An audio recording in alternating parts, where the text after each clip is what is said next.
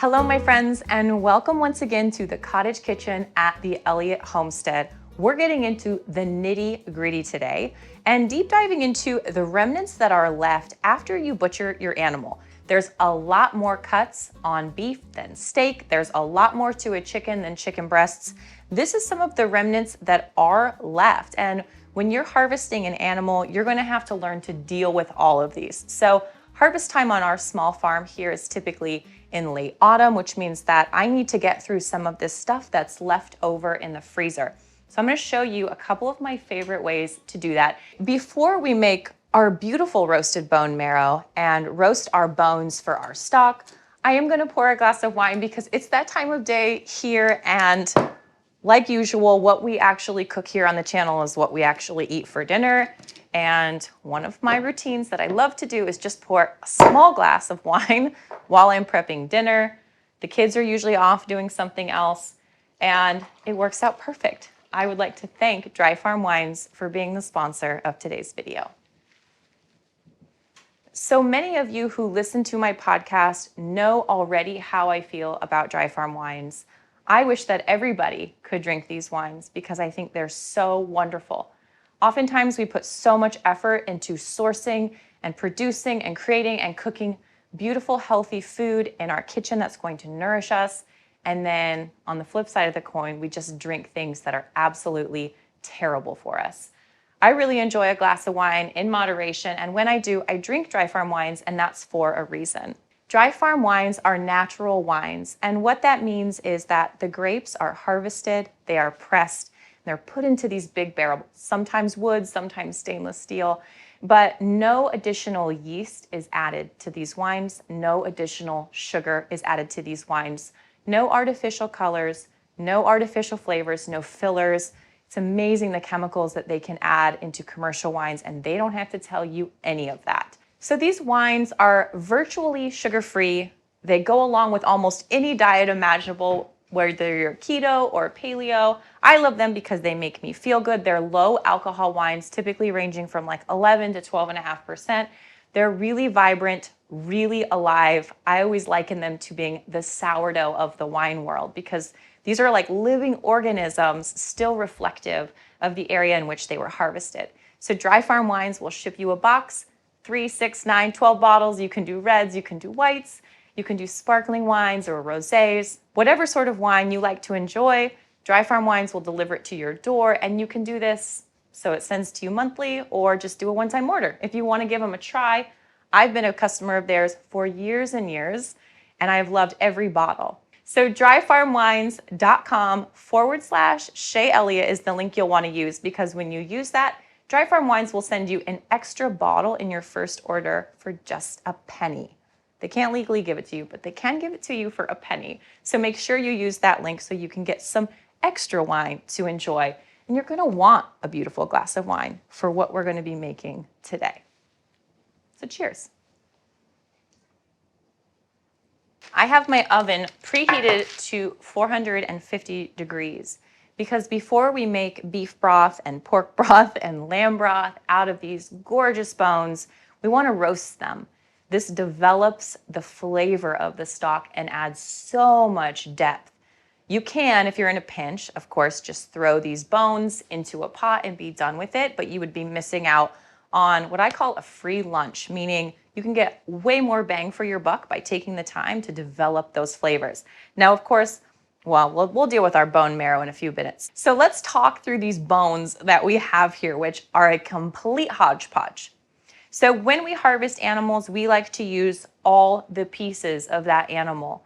The pieces that we don't eat are the intestines, which get buried in our compost pile. Really sexy thought. The liver and kidneys and lungs and some of those things that we don't love to eat, we give to our chickens because they thrive off of them. Our dog, of course, also appreciates lots of raw meat from our harvests. But even still, we're left with kind of odd pieces, and they find their way to the freezer. We save all of the remnants to do just this. So I have lots of bones here that we're gonna make our stock out of. The first is just this kind of wad of pork bones that I think we've had in the freezer for about 18 months. But you can see this is a joint We have the ball joint here. We've got all kinds of cartilage, all kinds of fat, some meat even still. And it's really easy to look at this and just say, okay, well, there's no meat on that. We're not really gonna eat it. We'll just get rid of it. But you would be missing out on all that collagen and all that fat and all that protein. We don't think of stock being rich in protein, but it really is, especially when we're drawing from pieces like this lamb shank. So this comes from the front leg of our lambs.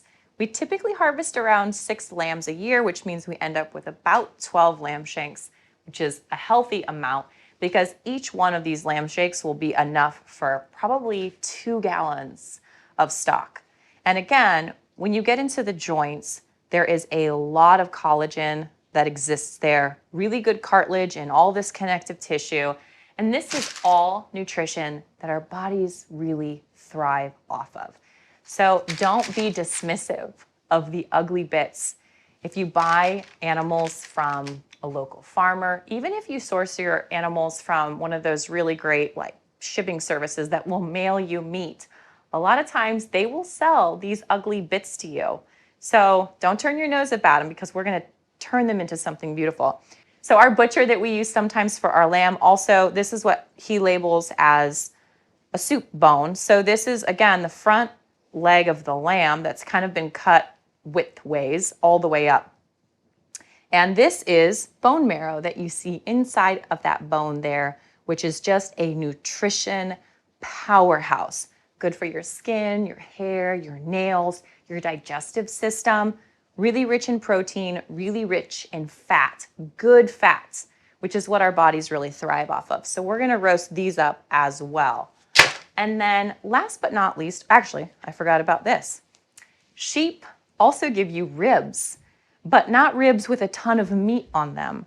And so we've cooked these up on the grill a few times. Again, you can see all this connective tissue, all these bones, all the fat, and then little pieces of meat in between all the ribs, which basically I look at as a way to flavor a stock for something that I could make like a soup or a risotto, something. Lamb is a really deep flavor, as is beef, as is pork. So these are gonna give you hefty, dark stocks, much unlike a chicken stock or a fish stock or a vegetable stock. These are meant to, like, you know, I don't want to say put a little hair on your chest because that's not very appetizing, but they're deep and they're rich, and that's great. I have a crowded pan here. But this is really the Mac Daddy, and this is what I want to introduce you to today. This is a canoe cut bone marrow bone. If you ever go to some fancy restaurants, you'll see bone marrow on the menu. And the reason is because it is absolutely delicious. It's so overlooked. So typically when you see a canoe cut, it's gonna come from the shank of a steer or a cow, beef. And it's because you get this nice long straight bone that they have in their arm. And this is a utilization so that no bits of the animal are wasted.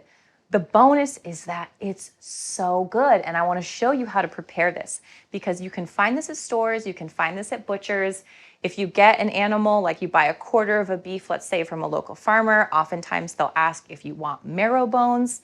The answer is yes, you do. You can certainly just roast these up alongside all of these other cuts and bones and use them to make a stock that's going to be really fatty and delicious, or you can prepare them in the way I'm going to show you now. Even though these bones do have fat on them, which is good, fat is good, you guys, I'm gonna drizzle them with a little bit of olive oil. The reason for this is that oil helps to distribute heat evenly, which means that leaner parts of my cuts will still get some browning, as will the fatty bits. So give those a drizzle. We're gonna do our bone marrow in the exact same way. I'm just gonna put these on a separate tray because I probably won't roast these for quite as long. I have my oven up to 450, and I'm gonna roast these for just about 15 or 20 minutes. Before I stick them in the oven, I'm gonna give them a good salt. I've got some coarse salt here at the bottom, which is what I want. Yum.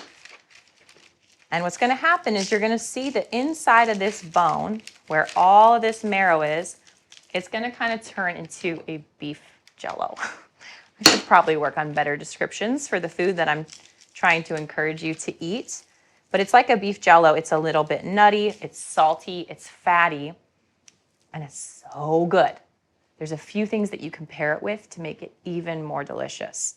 So give this like 15 or 20 minutes in that hot oven to roast, and then I'll show you how to plate it. Bone marrow doesn't need a lot to make it taste delicious. That's one of the great things about eating real foods, especially ones that are full of good fat, because your body is just satisfied, so satisfied when you give it what it wants. So I'm going to do a very traditional preparation of this bone marrow, which is to serve it with a nice crusty bread, because that's going to just turn so soft and spreadable. This is a loaf of sourdough that I made the other day, and I got an email about this, so I want to talk about it. How do you cut sourdough? These are weird loaves. I'm going to show you how. Go right down the middle.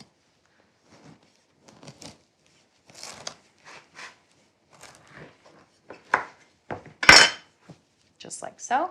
Then put it on its flat ends, and you can cut nice slices without fear of cutting yourself, just like that.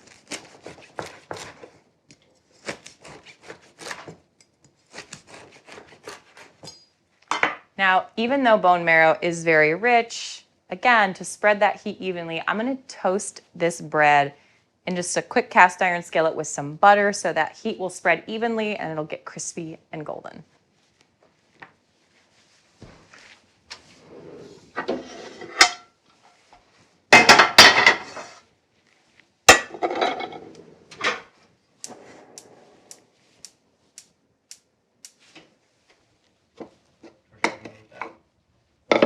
If you let your fat heat up all the way, nice and hot, before you add your food to the pan, your food won't absorb it nearly as much. But if you put your food in while that fat is still cool, your food will soak it up as it starts to heat up. So I'm adding my bread because really, I'd be happy if it soaked up some of that butter. All right, just a few other simple ingredients to enjoy our bone marrow. I have some fresh curled Italian parsley from the garden. You could use any kind of microgreen, arugula, even just chopped spinach would be really delightful. But parsley has a cleansing element to it, which is really valuable to put up against that really fatty marrow. It kind of cleanses your palate in a good way. It's also one of the reasons that bone marrow pairs so well with pickled things, which I have out somewhere to put on our plate as well.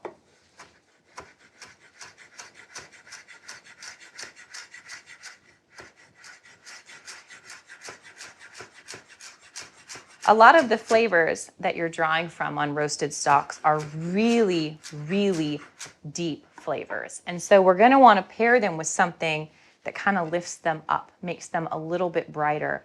Vinegar or lemon juice would sort of be natural fits for this. But I'm going to go a little bit of a different route.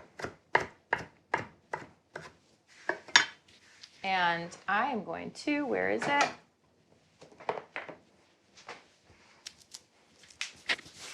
I'm going to use some very thinly sliced purple onion because this is sharp, it's a little bit peppery, slightly offensive, but it'll really contrast with that flavor and with that crunch against our soft marrow.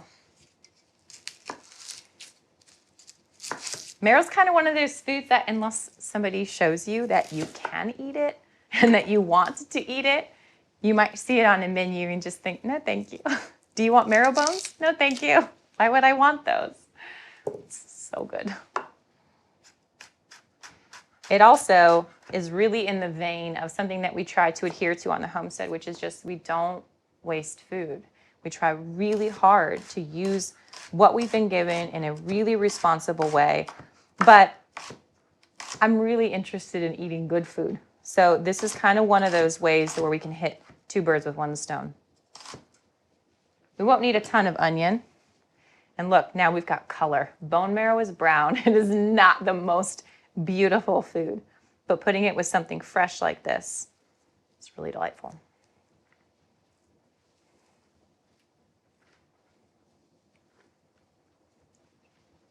So that's pretty much our bone marrow dish set. but my bones still have about 15 minutes to roast in the oven. So what I'm going to do now is prep my stock pot.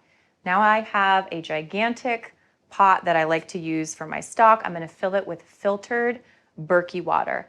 You can flavor your stock with whatever you like. Dried mushrooms are a natural sort of pairing. Half a bottle of a really good wine would be another way to do that. Black peppercorns, bay leaves. You can do garlic, carrots, celery. I guess those would kind of be my traditional flavors that I would pair with these meats in particular. Now, stock is really great in that you can preserve it in lots of ways. You can can it, pressure can it. You can put it into plastic jugs or glass jugs or plastic bags and freeze it. If you do glass, be careful. Don't fill it all the way because it will expand. So plastic seems to be a little bit safer for that.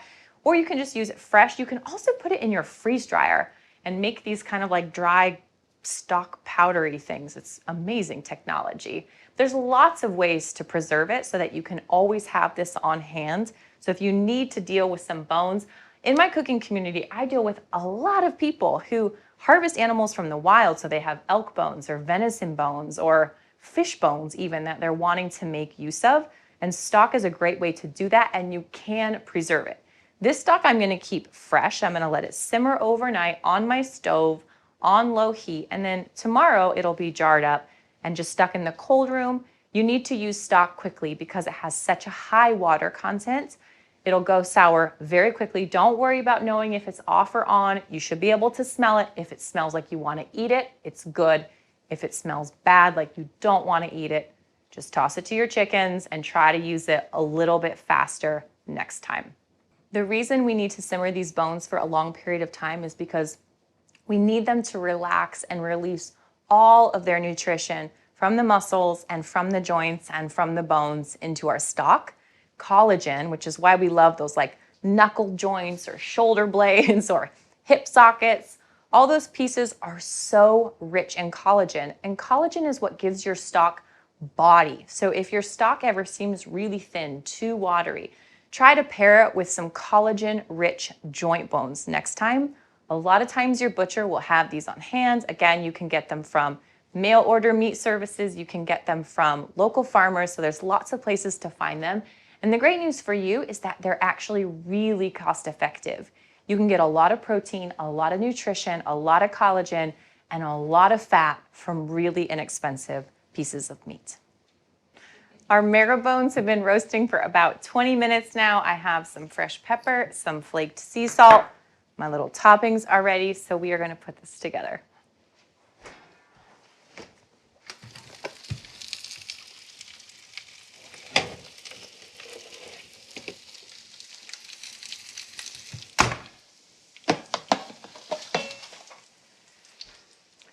You'll notice that some of the fat has sort of dribbled out of those marrow bones. Totally okay, just don't burn yourself.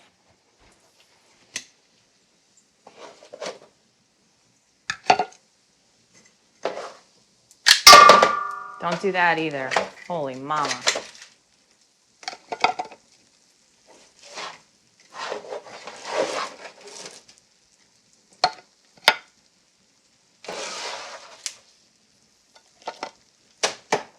So you can see how this marrow, this fat has just rendered down inside of there. Still bubbling hot. The great thing about these bones is that even after we enjoy this delicious marrow out of the inside, those bones can go right into our stock pot and be used again to flavor our stock. So it's like a win, win, win, win, win. So I'm going to sprinkle these with some of this fresh parsley, a very clean, bright note to contrast. And now our slivered purple onions. Oh, that's so pretty. Sometimes I get aggressive about really good food. Flaked sea salt. Oh yeah, look at that. Holy cow. You see all that? Can you see all of those? Black pepper. Lots of it, a little spice, a little heat.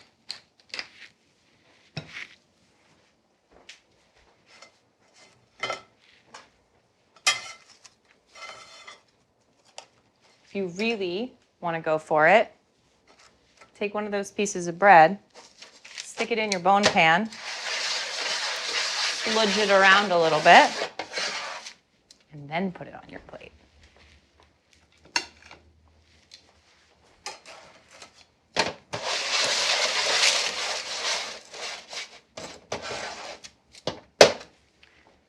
It's amazing when you give your body just real, beautiful fats, how it's satisfied with so little. You just don't need a ton for flavor because it's just so packed. I love how that gives the bread a nice gloss. No wasted bits. Now, you could squeeze over some lemon or drizzle with some red wine vinegar. I have a little bit of balsamic vinegar, but I'm actually going to drizzle this over my bread. That's olive oil. That's olive oil. Don't do that.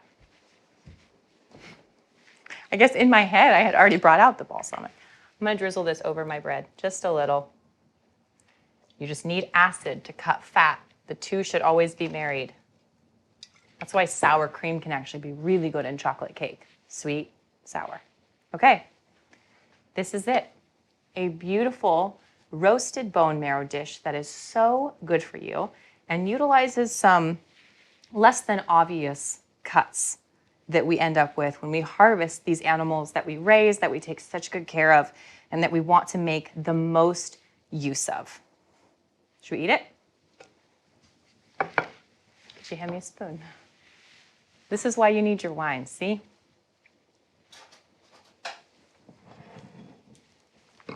Thank you. Okay. I feel bad for Stu because he's always here with me right in the kitchen, smelling, interacting with the whole thing, and then I always get to be the one to eat it. Okay, I'm gonna go for this guy. So you can see it kind of scoops out like a, hot, kind of like a beef butter. Just like that. That's why that parsley is so pretty. Keeps it fresh looking. Look at that. Isn't that beautiful? This is gonna be really hot though. It's gonna be an awkward bite. I'll do it anyway, for you.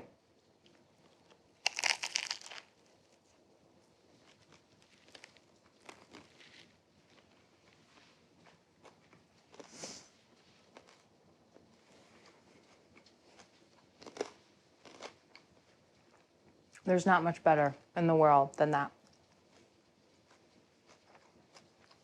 It's divine. We had to stop recording and devour that dish. It's meant to be eaten hot, straight out of the oven. And this is like, it's like a bunch of chipmunks came in here. There's nothing left. That plate is licked clean. So we're gonna add this to our stock pot. My bones over here have been roasting for like 25 minutes. They're starting to release their fat. They've developed kind of a caramelized color over the top, which is flavor. And let's make some stock.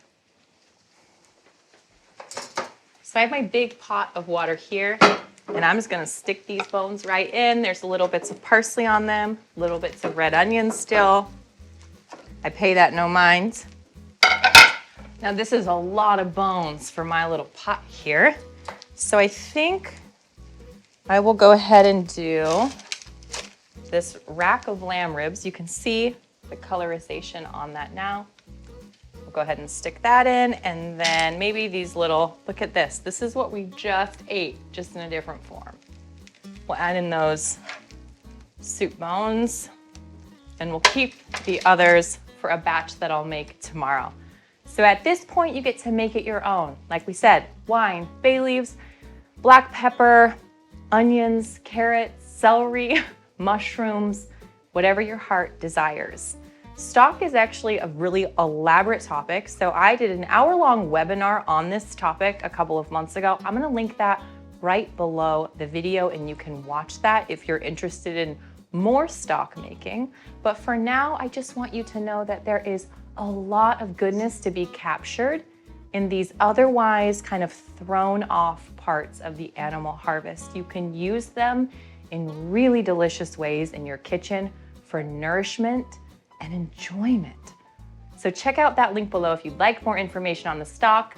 Make sure you visit dryfarmwines.com/Shay Elliott if you would like to give the natural wines that we drink a try. And we'll see you back here soon. Cheers.